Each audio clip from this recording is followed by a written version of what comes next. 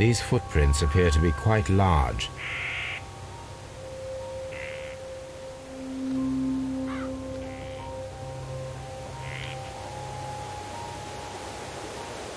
These footprints appear to be quite large.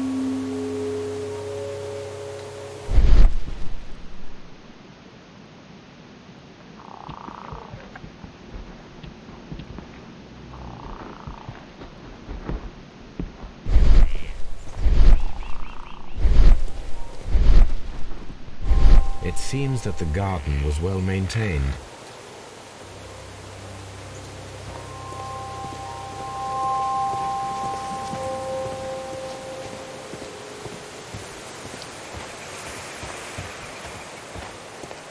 Mr. Holmes?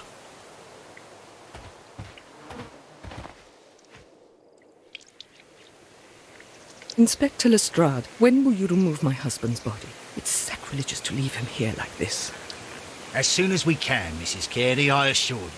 Allow me to introduce you to Mr. Sherlock Holmes. He's a detective. No doubt you've heard of him. I'll wait for you in front of the cabin, Mr. Holmes. My condolences, Mrs. Carey. Thank you, Mr. Holmes.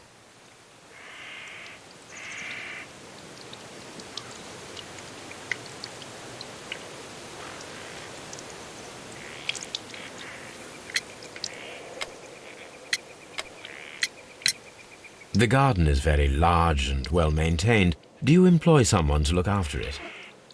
It is true, there is a lot of work, but my husband took care of it himself.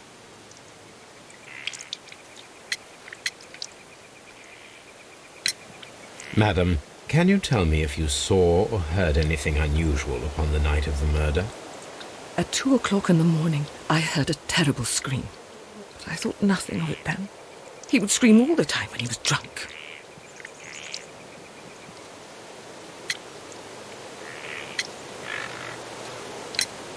Can you please tell me what occurred on the evening of the murder? Well, Peter got drunk in the evening. He was in such a terrible temper. Usually whenever that happened, he'd stay all night drinking in his cabin before passing out.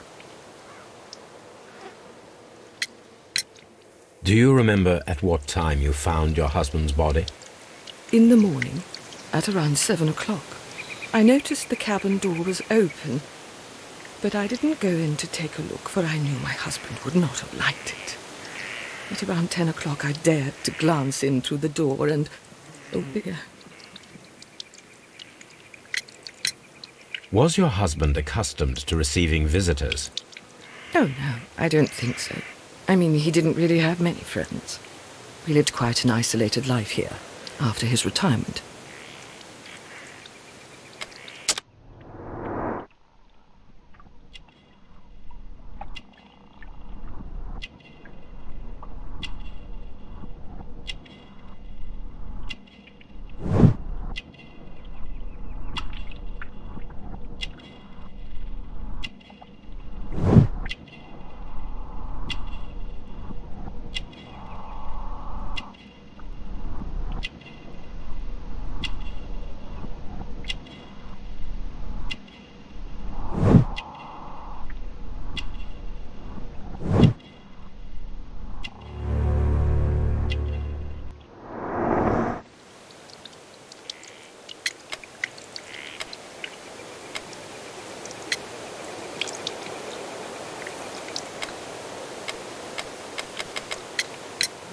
You have indeed suffered a great loss, Mrs. Carey. Nevertheless, I believe it will be less of a burden for you soon. Yes, life with Peter was never easy, but he was still my husband. He was different, wasn't he, when you first met him upon your return from Plymouth? Yes, Mr. Holmes. Oh, my goodness, but how do you know about that? Never mind. You have indeed suffered a great... Yes. He was different, wasn't he, when you first met him upon your return from Plymouth? Yes, Mr. Holmes. Oh, my goodness, but how do you know about that?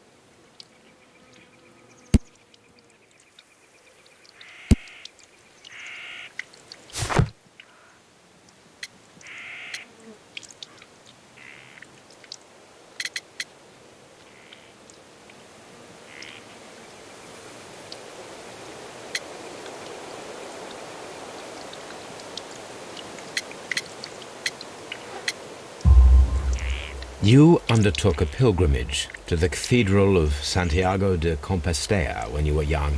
That much is evident from the rosary in your hand. The shortest route for the pilgrim from England to Spain is from Plymouth. I believe that you met Peter Carey as a young sailor there, and you married him soon afterwards. That is indeed what happened, Mr. Holmes. How extraordinary. Thank you, madam. Who could do such a thing? My poor husband.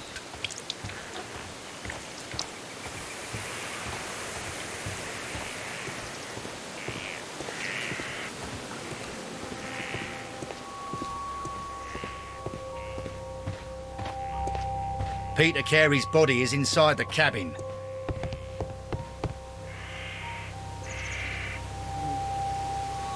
The door is locked. Wait just a moment, Mr. Holmes, and I'll open it. I locked it yesterday to ensure that no one should enter the cabin and tamper with the evidence. Ah, good thinking. Hello, hello, hello. What is it, Lestrade? It seems to me that someone has tried to force it, Mr. Holmes. Let me see.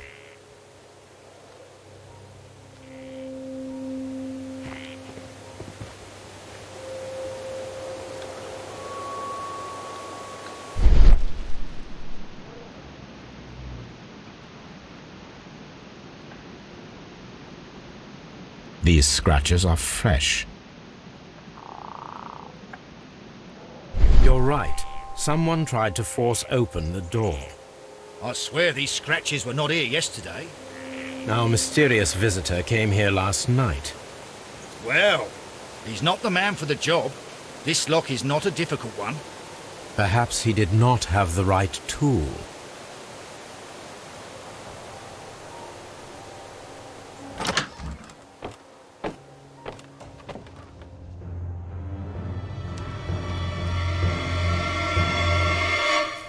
What a terrible way to die.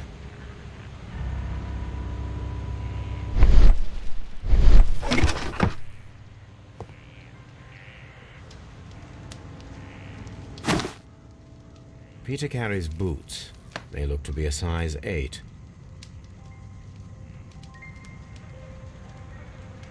Old navigation instruments, nothing interesting.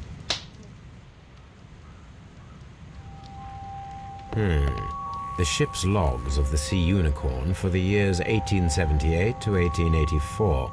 Peter Carey was her captain.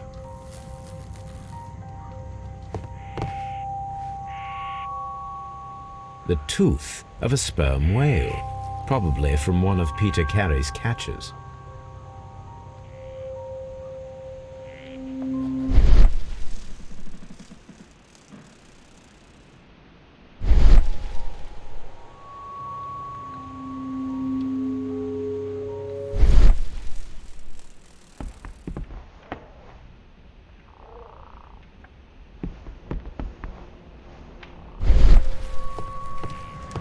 The Sea Unicorn.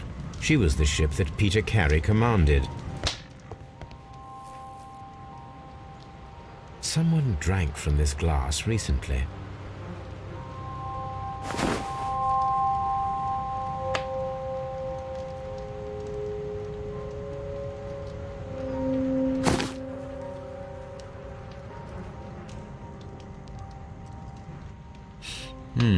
This aroma is familiar. But to recognize it, I must construct my associations in one picture.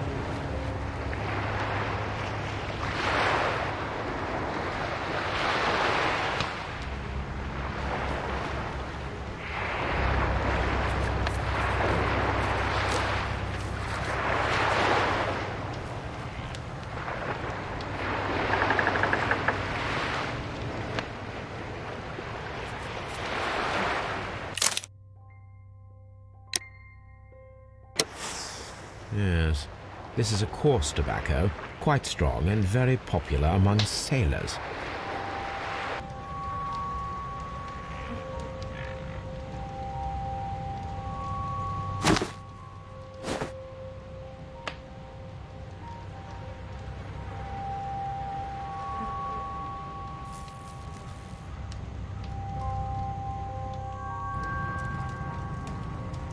The weapon fully penetrated the body.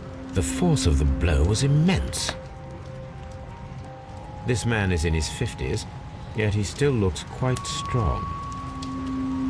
Peter Carey was fully dressed. He was not caught by surprise. It is possible that he knew his murderer.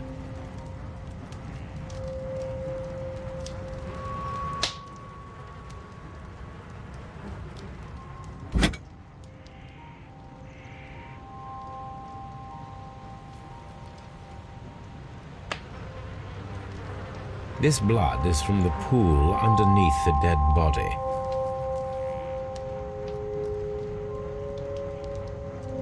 This wooden handle is plain and solid. Peter Carey tried to defend himself with this knife, but he did not succeed.